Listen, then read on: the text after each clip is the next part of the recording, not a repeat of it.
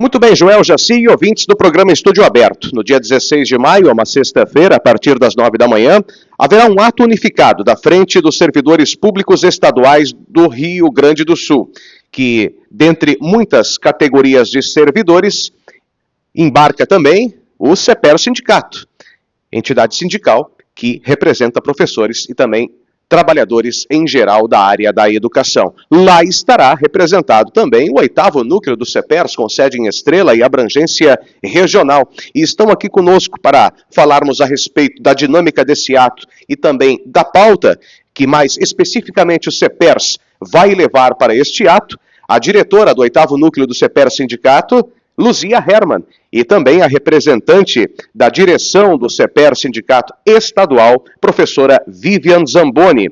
Luzia, tudo bem? Fazia tempo que não conversávamos, né? Boa tarde, que prazer falar de novo contigo. Muito bem, prazer é todo nosso, né? O espaço, agradecendo já o espaço da rádio, né? Que sempre nos acolhe, né? Nós estamos trazendo, aproveitando a presença da nossa colega Vivi, que é da direção central do CEPERS, para mobilizar nossa categoria para este ato, né? Puxado e organizado pela Frente dos Servidores Públicos do Estado, que vai, dentre outras pautas, mas a principal é a questão do reajuste salarial, porque a nossa categoria está há mais de 10 anos sem reajuste, funcionários de escola e professores sem reajuste, e a questão do IP, que inclusive o ato começa lá na frente do IP por conta disso, não temos mais profissionais da saúde atendendo, é uma dificuldade no interior conseguir médico, muitas cidades não tem nenhum, né? E a questão de aumento de alíquota. Então, os dois pontos principais para nós são esses, a questão de reajuste, né? Inclusive a Vivi vai falar sobre isso, a questão financeira do Estado, que tem como pagar. Então, a questão maior é essa, é mobilizar nossa categoria para colocar para fora a indignação que tem, né, que se alimenta dentro das escolas pela situação que vivem, né, por uma questão de excesso de trabalho, há uma carga horária, né, sobrecarregados de trabalho numa política nefasta que tem essa secretária de educação aí, com essas planilhas enfim, é uma coisa que está muito séria dentro das escolas, a situação de adoecimento, inclusive, da nossa categoria, né, com essa política educacional dessa secretária Raquel e do governo Leite, né? Então, vou deixar mais a Vivi falar, porque eu sou da casa, então vamos deixar a Vivi, que tem experiência, né? Ela é uma professora de sala de aula, tá? Então ela sente na pele essa política. Então, obrigada pela atenção e vamos ouvir então a nossa colega. Vivian, boa tarde. Como é que tem se desenvolvido o diálogo com o governo do Estado, entre CEPERS e governo do Estado, e qual é a reivindicação, primeiramente falando em termos salariais, do percentual que vem pedindo o sindicato? Bem,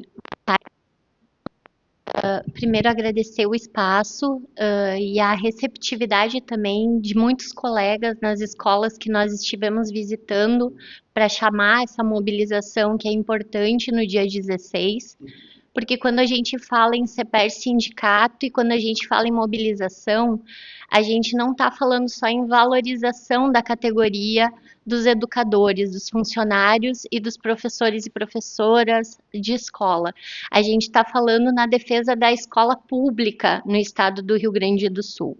A gente está falando de qualidade de educação e está falando também de concepção da educação que nós estamos defendendo.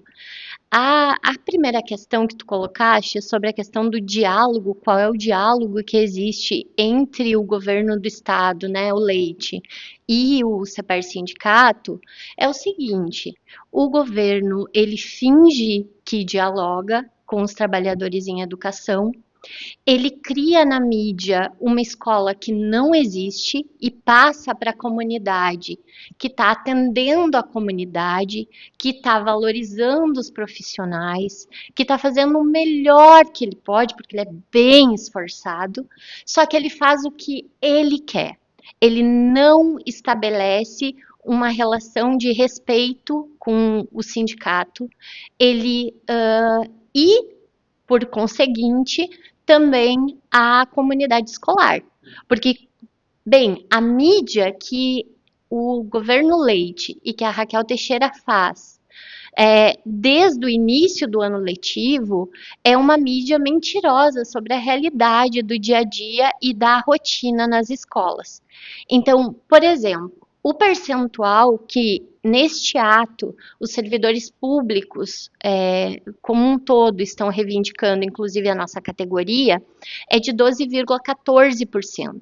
Mas as perdas salariais em relação à inflação, tá? E a questão desse período, como a Luzia falou, sem reajuste salarial, sem correção, né, salarial, chegam quase a 70%.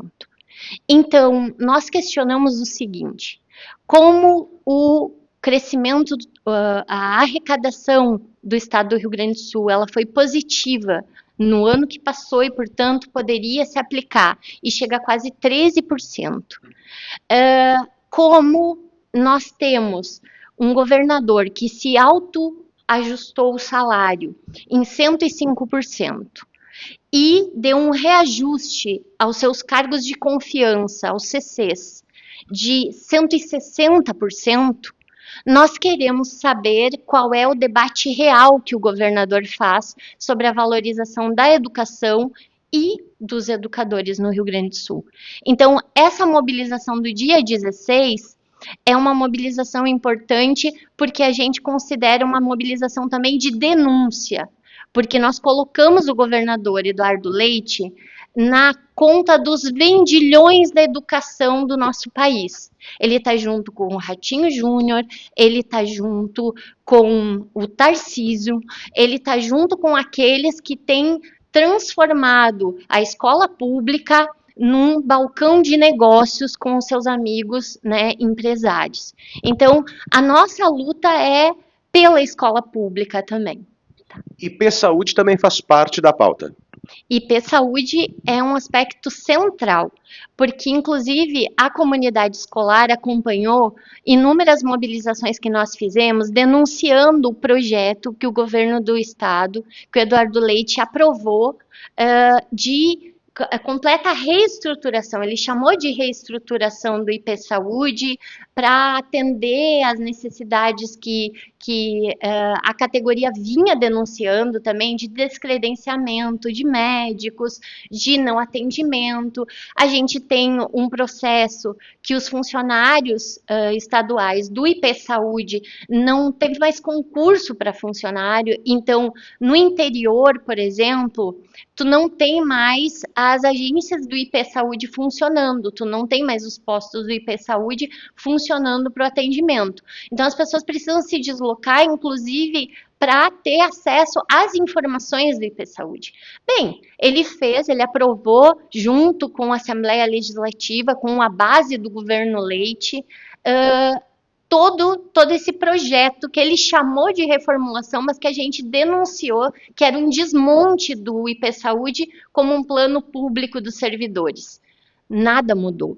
Pelo contrário, a situação do IP Saúde, dos atendimentos, do descredenciamento, dos hospitais, inclusive, dos hospitais ameaçando não fazer mais nenhum atendimento via IP Saúde, pioraram. Então, essa é mais uma denúncia que neste dia é necessário fazer. E, assim, eu quero me dirigir tanto à comunidade escolar quanto aos colegas educadores e educadoras. Zia Herman, diretora do 8º Núcleo do CEPERS, integrante da direção estadual do CEPERS, falou do ato que vai acontecer 6 de maio, às 9 horas da manhã, concentração na sede do IP Saúde, em Porto Alegre, e saída encaminhada até o Palácio Piratini. Mais detalhes, inclusive os telefones de contato para professores estaduais aqui da região participarem do ato, disponíveis no site e redes sociais da Independente.